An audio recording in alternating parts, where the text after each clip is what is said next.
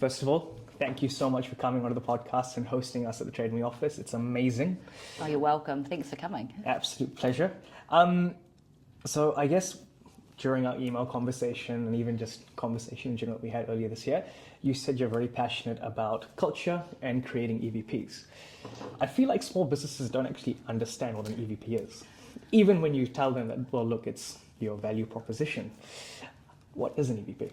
It's a really good question. So when you think about if you're a small business and you've got customers, you look at what's your value proposition to those customers. Why do they choose you over somewhere else? And it's effectively the same, but for business, right? So why would an employer offer you their skills and experience and abilities? Why are they doing that? What do they get in return?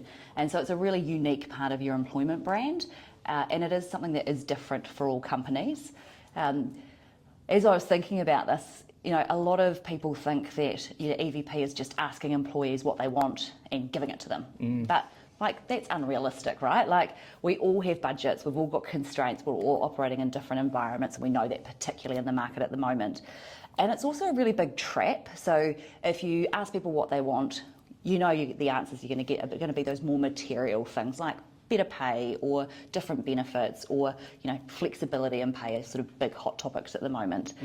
And so when you're thinking about what your value proposition is to employees, you've got to cover off a couple of different things. Yes, material benefits, they are a key element of it. But you've also got to think about employees' growth and development. So what are you doing to make employees more valuable over time?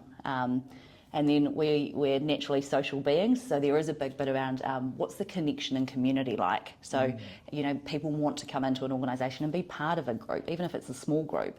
They want to feel that sense of belonging, whether that be through people that they identify with or just their workmates. And then the sort of even bigger one on top of that is sort of meaning and purpose, right? We spend so much of our time at work, so you want your role and what you're doing to have meaning and purpose. I guess one question I have, and this is not just me asking this question, some of our clients have asked this as well. How do you put that in a JD? It's a really good one. So you've got lots of different ways to put it in a JD. So depending on the size and scope of your business, you've got you might have your careers website. So you can bring it to life in all sorts of different ways, like through videos, through how you talk about what people get working here. One of the things we did was we actually got our people to talk about our benefits, why they work here, how that actually plays out for them. A lot more creative people than me might think about how they do that on things like TikTok. So you've got lots of different channels to try and connect. So you'll be wanting to think about who are the people that you're wanting to connect with, what are the types of people that you want to connect with, and what are the channels and ways that you're best going to attract them. And probably going down a side path on EVP is that organisations have to think about is, depending on the size and scope, is who are you targeting your EVP to? Are you creating one for your whole company? That's regardless of who they are. Are you targeting a subset, for example, like your technology team, because they might be the biggest part of your business? Or are you creating multiple EVPs for the different elements of your business? So organisations have to make a choice around who they target, and once you know who you're targeting, that's when you look at what channels you go out to reach. Right. Yeah. Makes sense. And then I guess so you mentioned this there, again, what an EVP is and then how to put it within a JD or actually showcase it. How do you think TradeMe has done it successfully? Yeah, so for us, we actually went out we did ask our people what they wanted. So we went out and found out, hey, what is it that people are looking for from us? What makes them feel valued coming into TradeMe? What are the benefits that they see above and beyond where else they've worked? And so we used all of that information to effectively create some statements for us and for us it was around the impact that we have, unlike other technology companies, like your mate might have seen the improvement that you did on TradeMe. So if people really believe that they make an impact for our customers and that their friends and family and whānau can see what they've done. For us, we've got an incredibly smart bunch of people here. So there is a whole lot around how you grow with us, so how you learn from the best and have the best time doing it. We also are hard workers. Like, we want to put in the work, we want to do the mahi. And one of the things we heard from our people was, hey, when we do the mahi, we actually want to get the reward. So for us, we actually did make a big shift in terms of having a bonus framework. So that came out a couple of years ago because of this. We said, actually, this is something our people are after. How can we make this work, and how can we make it work commercially as well, right? Because we are a company that we're here for our customers, but we're also here for our business. And so we were able to offer that to our employees. And then the last one for us is, you'll see around our offices, but is be your best self. You know, I can come in dressed like this, or I can come in jeans and a t-shirt. You know, in summer, we've got, you know, people walking around in jandals. So we don't care what you wear, we care what people bring to the table. Yeah, that's cool. So one thing about an EVP, do you think hybrid or remote work is an attribute of an EVP, or would you say no? That's a really good question, and it's something that we're grappling with at the moment as well. So yes, it absolutely is a great benefit, but it comes at a cost. So when you are looking at your EVP, each different element is going to have a trade-off, right? So if you think about the material benefits, they are short-term and very individualistic. You know, when you think about purpose and meaning, that is a really collective benefit for people, a collective part of the EVP, but it is really long-term view. So flex and hybrid working on its own, or remote working on its own, comes at the cost of connection and relationships. It is much harder to build connection and build relationships remotely. You just, you know, I hate to use the term water cooler conversations, but you just don't get those. It's harder to work and make decisions quickly, because rather than just chatting to somebody, when you bump into them, you've got to find time in their calendar. You've got to wait for them to respond to an email or a Slack message. And it's also got trade-offs in terms of, particularly, I think, sort of younger people coming into the workforce who, you know, if you go to university and things in school, it doesn't teach you how to operate in an organisation. Organisations need to teach you that. And it's very hard to learn that when either you're working remote or the people who do teach you that are remote. So you're not learning about how to actually be in an organisation. You're actually, your experience and exposure to others that are maybe more senior that could teach you more is harder. So I think with flexibility, there is that trade-off, and that needs to be something that you consider. And that's why you see a lot of companies sort of saying, hey, actually, we're office first. Yeah. I mean, 2024, and in fact, since the second half part of 2023, that's what I've seen a lot of companies going, righto, we're dropping this remote work thing. We're going hybrid, and if it is hybrid, it's just 1 day at home, 4 days at the office. I mean, definitely there's a lot of cons with remote work.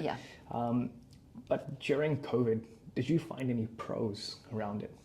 I think we absolutely did, for a lot of reasons. You know, I'm a working mum, and so that showed that actually we can do some things, and you can bring more flexibility into your life to actually make work for you and make it work for your life. And I think that still holds true. So we do see a lot more people, you know, actually leaving to go pick up their kids from school, because then they can work from home in the afternoon.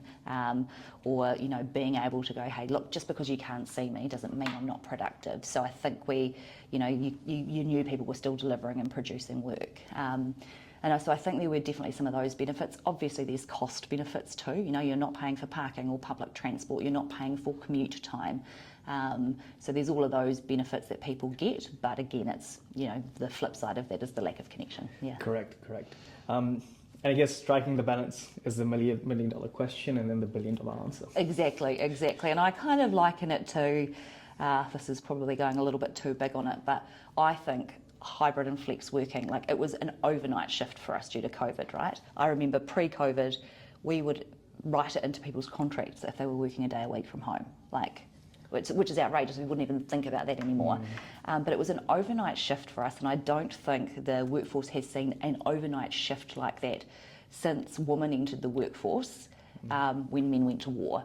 And we are still dealing with the ramifications of that, right? So the women are still the primary carers. They are disadvantaged in terms of pay equity, the types of roles that they're in. So we're still figuring that out. And if you think about that from a hybrid perspective, actually, hybrid is actually is sort of helping to start even the balance around that. So sort of reinforcing full, back in the office actually usually has the most negative impact on women. True. No, seeing that not firsthand but secondhand. I guess pay equity is still a problem. From your perspective, how do you think other organizations, in particular SMBs, can work towards closing that gap? I think first you have to understand your data. So you need to understand what your pay gap actually is and try and dig into why it exists. And so we have done that at TradeMe. In New Zealand, we've got a really cool register called Mind the Gap. So I think part of it is owning your pay gap and publishing it, because then you're kind of committed to doing something about it. For us, when we really delved into it, we have a large engineering section of our workforce, and engineering is a predominantly male-dominated field. We have our share of women in engineering, so that's about 30%. So we've got about 30% women in engineering, which is great. We've got our share of the market. For us, when we really dived into it, what we saw was an absolute cliff face. We're hitting technical leadership roles, which are they are higher paid roles than most other roles. That was where we saw a lack of women in those roles for a number of reasons. That is, career breaks, having children, or being encouraged into management jobs because they've actually got the softer skills that people are looking for. So that for us was a really big eye-opener, which set us up, and we have a wonderful woman here who's spearheading what we're calling our Women in Tech program to go, actually, for us to close the gap, we need to get more women into these technical leadership roles. Right. That brings me to another question, I guess, which is DEI. How would you go about making sure that it is practiced properly and not contradicting the actual purpose? Yeah, I think for us, what we've done is got clear on why does it matter to us, and we know that it's because we'll make better decisions in our products and services that we offer to our customers. You can't solve the world overnight, so for us we have made sure that we're being really clear in terms of what we're targeting. So for us it is around women in technology, and we're also really clear that while we are a very sort of multicultural organisation, for us we are underrepresented in terms of Māori and Pacifica, who are, that's a large proportion of people who use our site. So to make sure that we're not doing anything, actually I'm no expert, like I'm a white woman who doesn't have any lived experience or any real expertise in this area, so we've partnered with an external agency to help us make sure that we're doing things in the right way, and slowly, steadily, in a way that works for us, but that is also really true and genuine and authentic. And then the other thing we are doing is, partnering with our people who are either allies of Māori and Pacifica or who are Māori and Pacifica and want to help us, without going down the cultural taxation route either, because actually that's what you often find is then they're the people that get tasked with doing the work. So we are making slow, steady steps towards that element of it as well. But I think that's where you need to make sure you've got the right expertise, or you're partnering with the right people to help you. Gotcha. So alignment. Yeah, that's actually one other topic I want to bring about. So culture is something you're passionate about. But then there's also business goals and obligations. You mentioned in our emails that you've found a way, or not found a way, you're practicing a way in which you can align the two. Yes. Please tell me more. I think when people think about culture, they think about engagement and happiness. So they're like, how happy are you working here? Or how engaged are you working here? Yeah. And that's important, absolutely. But culture is fundamentally different to that. Culture is how do we do things around here? And so that is really understanding how do different people operate, how do different teams operate, how do we actually make decisions, what's the flow of work and what does that look like, how many people are involved in this. And so for us, we again partnered. We're a small team, so we need to use partners a lot, but we partnered with another company to look at, so if this is our business strategy, what is the culture that we need to achieve that? How aligned are our people to that, thinking that's the culture that we need? And then actually, what's the reality? is that the culture that we live and breathe and experience? And for us, we found out that this is the culture that we need. We've clearly done a really good job of storytelling what our strategy is and what's important to us, because everyone was like, yep, these are the things that we need to be. And then as we looked at, so how do people actually experience working here? We weren't those things.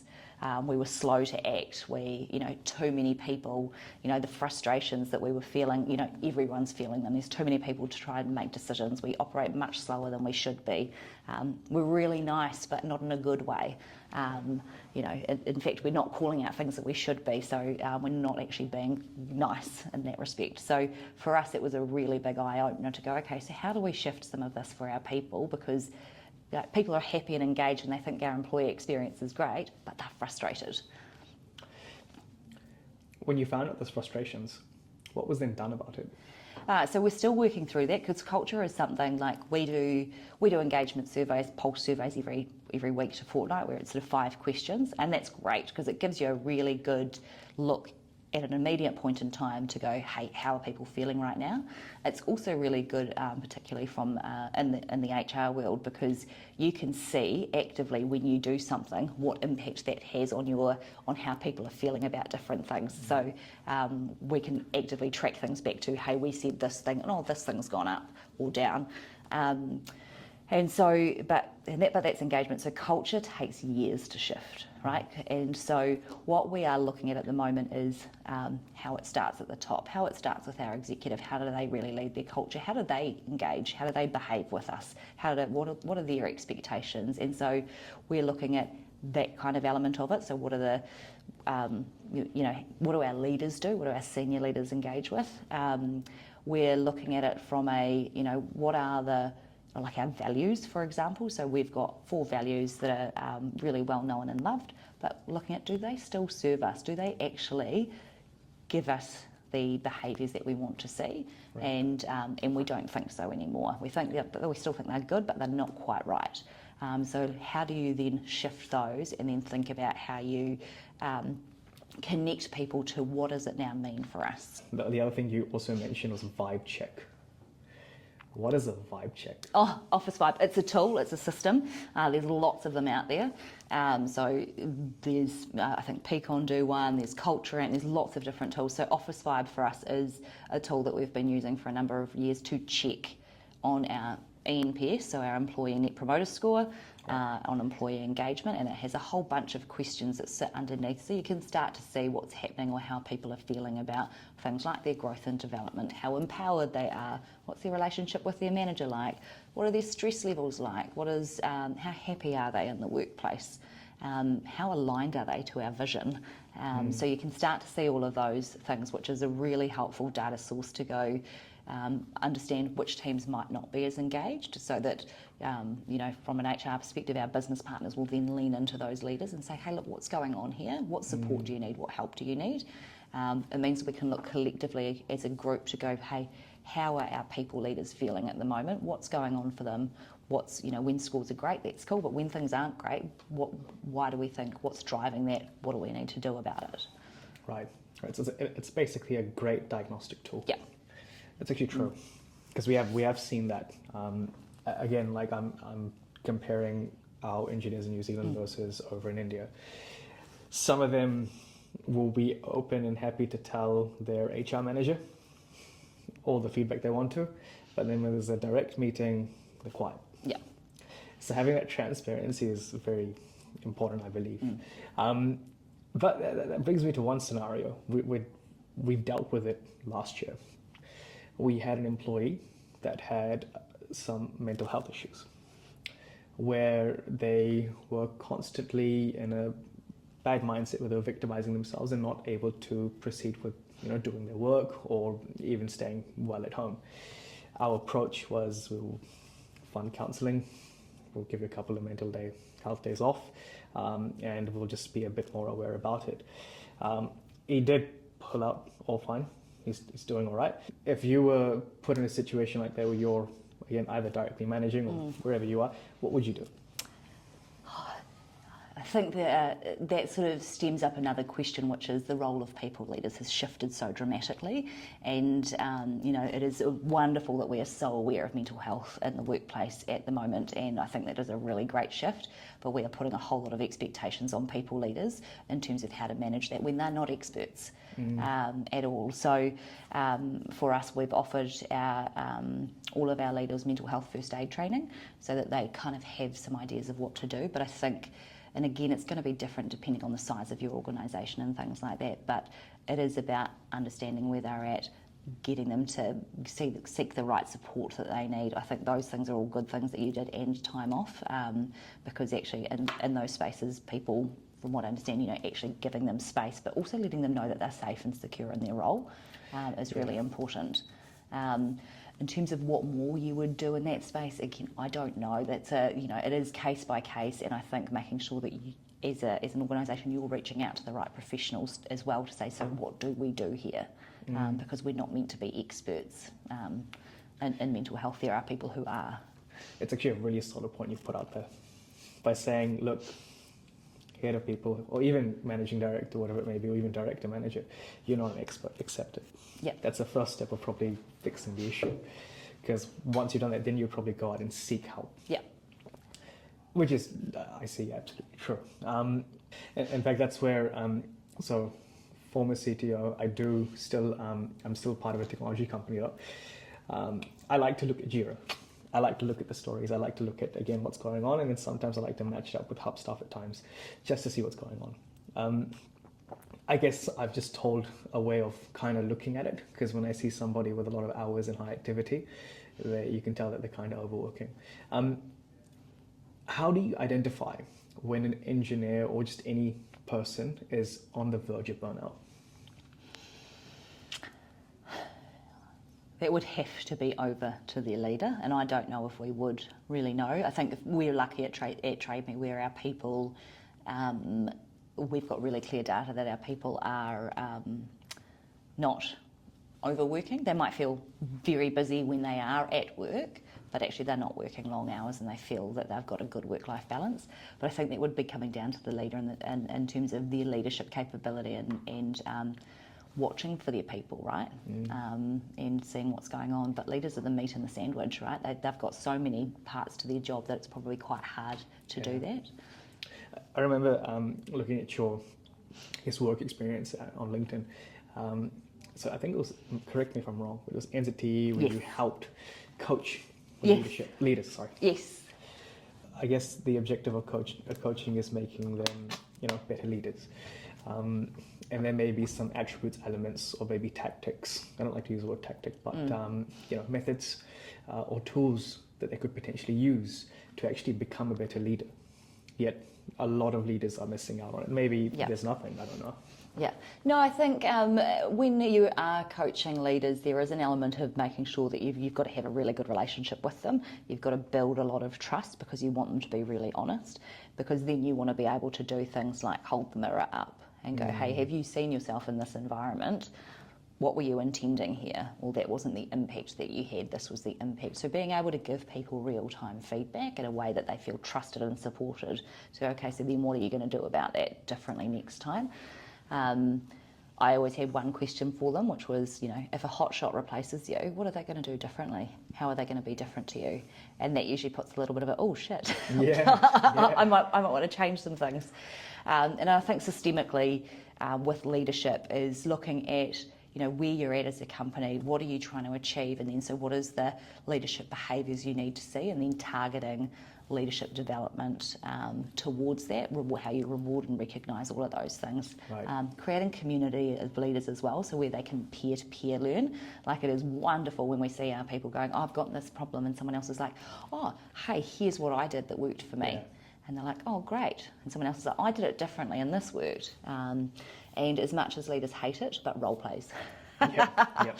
Real life role plays in terms of, and giving them real time feedback in terms of how things have been experienced work really, really well, even though they're as uncomfortable as anything. Yeah. Very true. When you, I guess, to me, that would be a hard conversation to have with that person trying to call you out. But that was the right thing to do for the business and for everyone within it as well. How would you have that conversation with that person? If they had called me out or I had called... So they called you out. Yep. But it wasn't actually a call out because you did the right thing for the organization. I don't want to say business, it's the people in the company as well that I'm really focusing on. And that decision had to be made. Let's just say, for example, it just may have been that you've got another type of vibe check. Yeah. And someone's saying that, well, too many, for whatever reason. Yeah. I don't want to spend another 2 minutes or whatever. Yeah. But it's potentially the right thing to do because you need that data.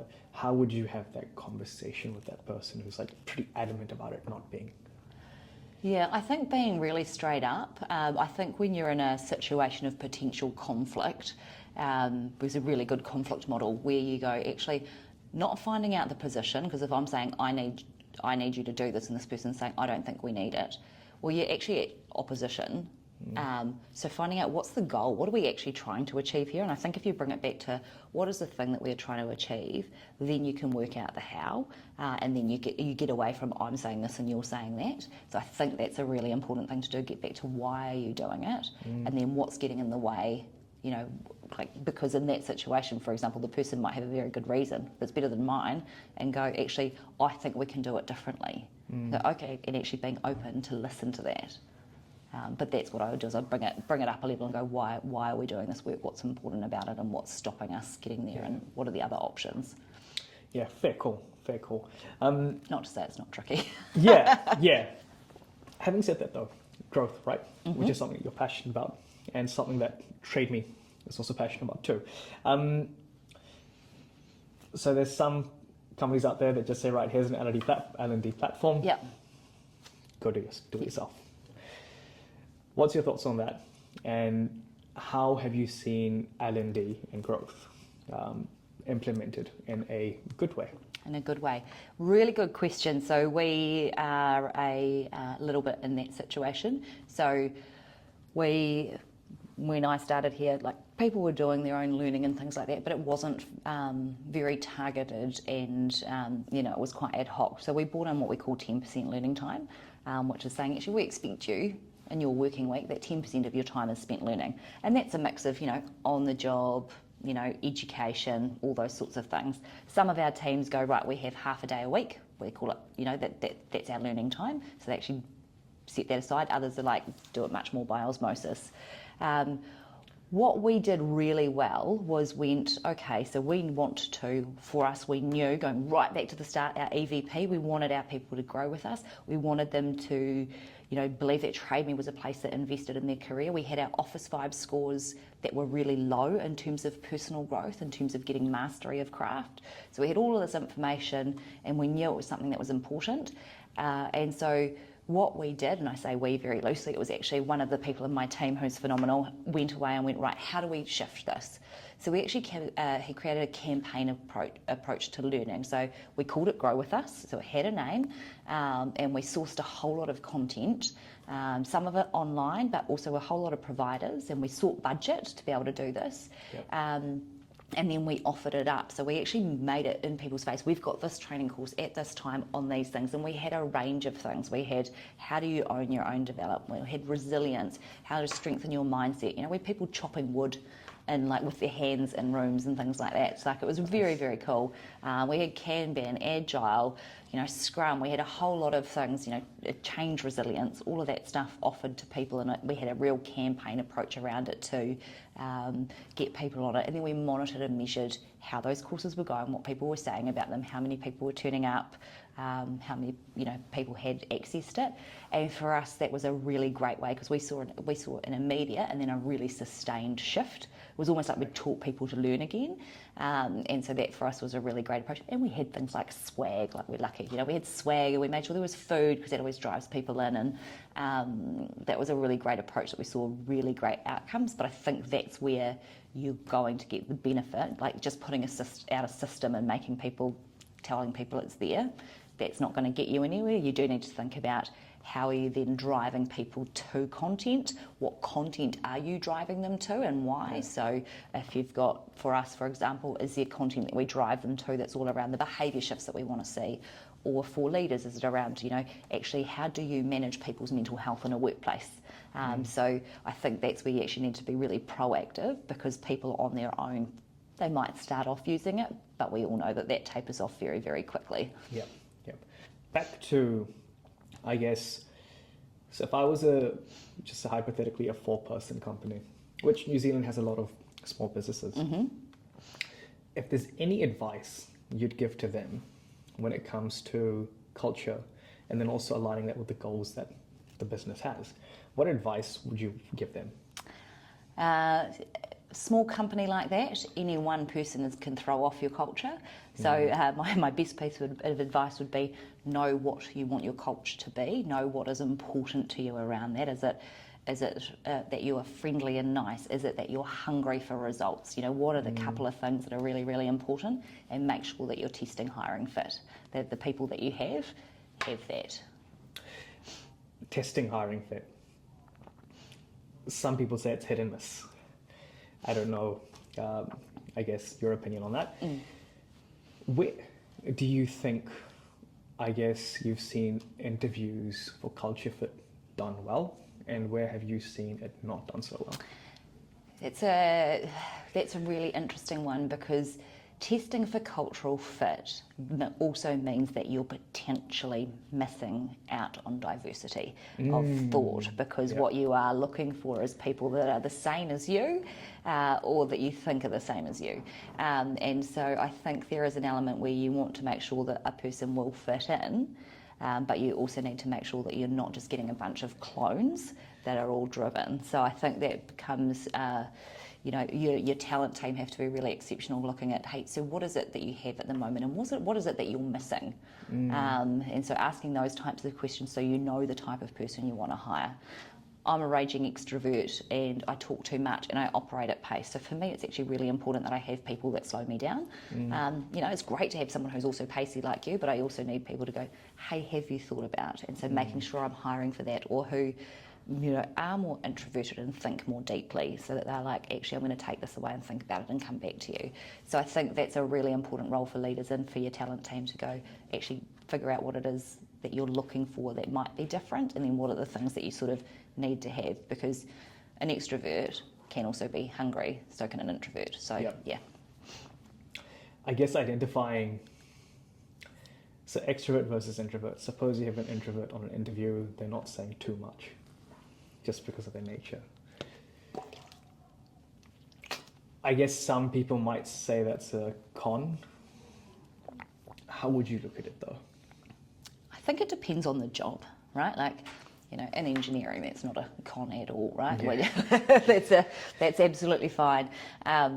So I think it is around, again, it's about being really clear in your recruitment practices. How do you create a safe space for people? How do you make sure that you're not just jumping in and offering up, but then you ask a few more questions? And if we go back to sort of the DEI thing, right, like different cultures interact in different ways. We know our Pacifica cultures are less likely to boast about themselves, which is effectively what you're doing in an interview. You're trying to sell yourself.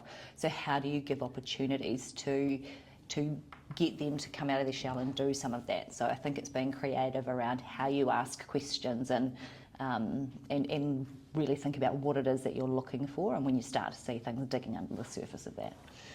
So my assumption here is that when you are doing these interviews, a lot of preparation is done for it. What tips would you give to other companies out there when they're preparing to do interviews? I think there's lots of different tips. I think if you are interviewing and you want it to be free from bias, then making sure that you've got the same interview questions and the same interview panel, that you're clear with people around what is it that they're looking for, what is it that you're actually assessing, because there's an element of technical skill, but there is also cultural fit, or what are the other things that you are looking for within there. How do you make sure that you're fully present in the moment with those interviews, and thinking about how do you make sure you're free from bias? I think that's a really big one. If someone turned up late to an interview, you'll be like, oh, well, they're not on time. You have no idea what day they've had, or you have no idea what type of person they had. So I think there's all of those elements that you need to be clear on, and think about how to really ask good questions to get to the result that you like, to get the information out that you need. Yeah. Totally agree. Same thing we do with our interviews as well, is that if we've allocated 15 minutes for one particular interview and we've had a set of candidates and we discover, right, we actually needed 20, no. Be 15 for everyone else until the role is filled. Yeah. Because again, consistency, and it's, again, there's no bias there. Thank you so much. No and worries. Thank you for coming on the podcast at the TradeMe office. Thank you so much for having me. It's been fun. Absolute pleasure. Awesome.